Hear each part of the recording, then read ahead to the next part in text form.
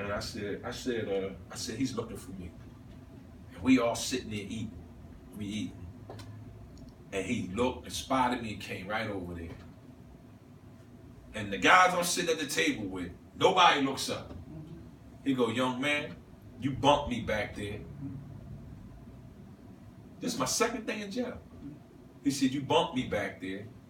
And I'm thinking you meant to do that because you didn't say excuse me.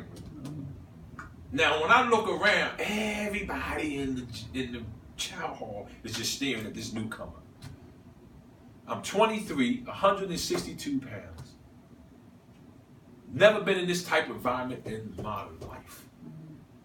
Here's a man that's my grandfather age, standing there telling me I disrespected him. All of a sudden, when I was on the street, I was rude, arrogant, ignorant, and quick to get fly out the mouth. But I knew that wasn't the time. I'm telling you the truth. This is reality. And I looked at Mr. Williams and I said, well, I apologize. I didn't know I bumped you. And he said, okay, be careful next time.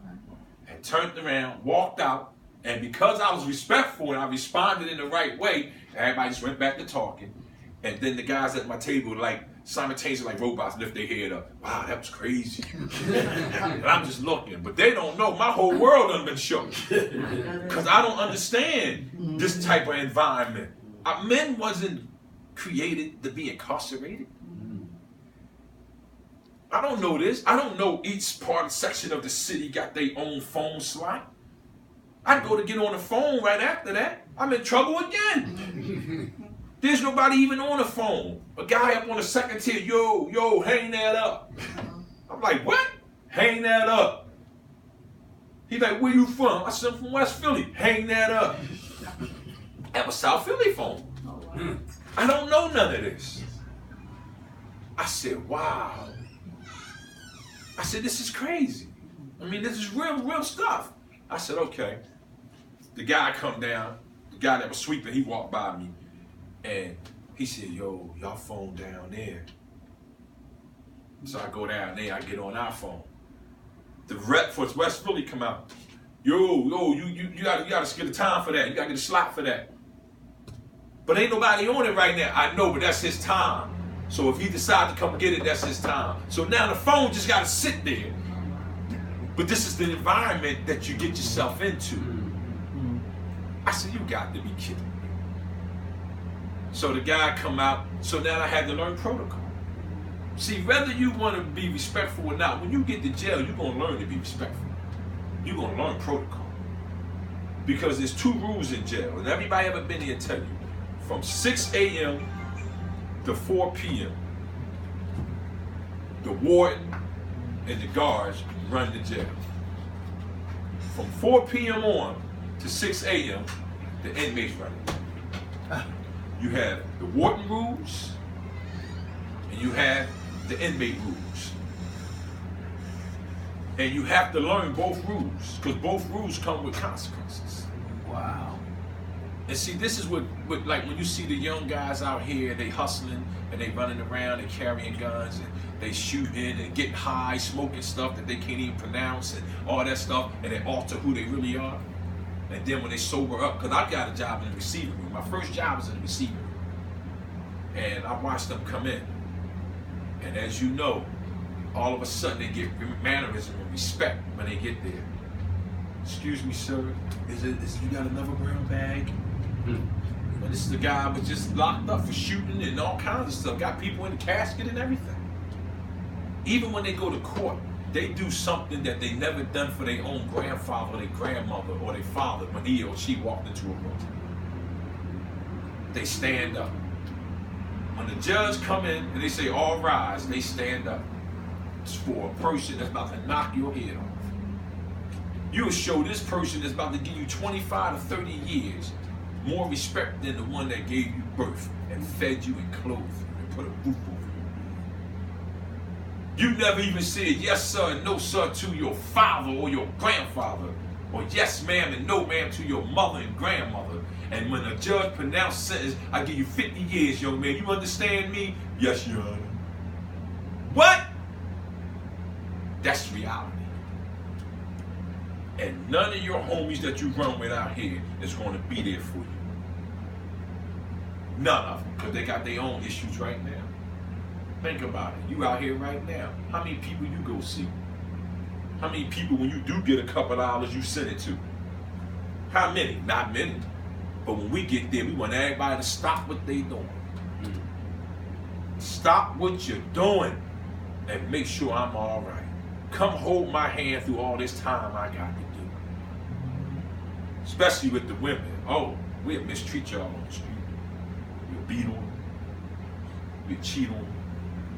We'll steal from you. Mess your credit up. Lie to you. Mistreat you. Conniving, all that stuff. Soon we get to jail. We want you to be Harriet Tubman. We want you to be Winnie Mandela. We want you to stand there and just wait for the phone to ring. And don't let it ring too many times. What were you doing? What took you so long to get to the phone? There's a snow blizzard. I don't care. Rent some skis. Come see me up in this bank. This is what we do. And don't let us have children with you. We'll get you in the visiting room. Instead of for being a father to the children, we'll tell the children to go play and try to hold on to you through a visit. Through a visit. That's reality. I'm giving you reality. When I was incarcerated, when I went to court, 80% of the people, my grandparents from both sides, my mother, my father, my siblings, everybody in there. When I came home after all my time, 80% of the people was gone, passed away, deceased. I couldn't even pay my proper respects to go to their funeral. The warden said no. No. Every time they give you a phone call and they call you to go to the chapel over the speaker, everybody know what that call is. Everybody know. Fisher. Well, they call you Fisher, they call you by your inmate. BP 7357. Chapel. I get over to the chapel office. Here's this white guy standing there with no compassion whatsoever because he's so used to doing it. Yeah. Have a seat. You got a phone call. Have a seat. They should be calling in a couple minutes. And then he go about his business, do what he's doing, shoving papers around. You trying to figure out what's going on. And then they go to phone call. Father dead, mother dead, grandmother dead. And the only thing you can do is call home and pass the phone around for 15 minutes. That's it. You get 15 minutes. And that's what happens when you set yourself up, when you break the law. You set yourself up to be in that position, to be in a predicament where you got other people telling you what to do. You a grown man or a grown woman, and you in a situation where someone's younger than you telling you what to do. Your child's age, telling you, don't go in that cell, go over there. Check your door. Time to get off the phone. Too much time in the shower. Lights out. Grown woman, grown man. And this is how we being treated. Because one thing society won't do, deprive you of the consequences of your actions. It won't do it. It won't do it. So the 22 years I spent in jail, I didn't know it at the time. I was in college. I learned human beings. I learned what makes people tick. And I also learned the most important thing I learned, that there's a God, and I learned who I am. And I also learned that I have a lot of weakness that I gotta make my strength in order for me to survive out here. So when I came home, I really saw poverty.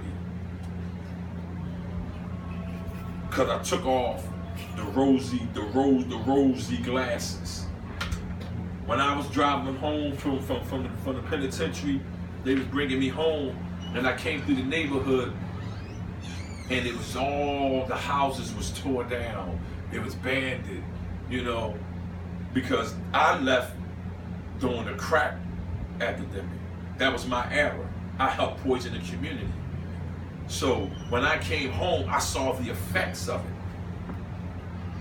I saw the babies that the women was carrying that was getting high off of my drugs, that had mental problems. I saw the women that were so beautiful and you would die to be with. Look, and they just tore up. I saw men walking down the street like they had a building on their back. That's how they was bent over and so much pressure on them. This is what I saw on my first day home, May 12th, 2012.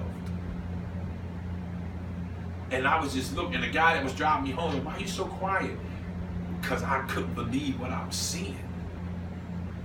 I just couldn't believe it. I saw men, young men walking around with their pants sagging, hanging off them, their underwear showing. I saw women walking up and down the street with all different colored hairs and stuff in their head. And I saw something that I never thought I'd never see. I saw no entrepreneurship or black ownership. I saw poppy stores and Chinese stores and any other store but a black store. Couldn't believe it. And where it used to be a black store, it was closed down.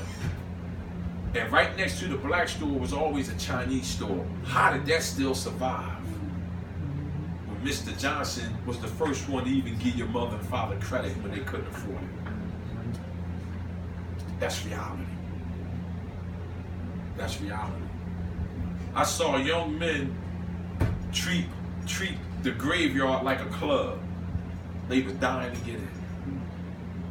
This is the happening spot.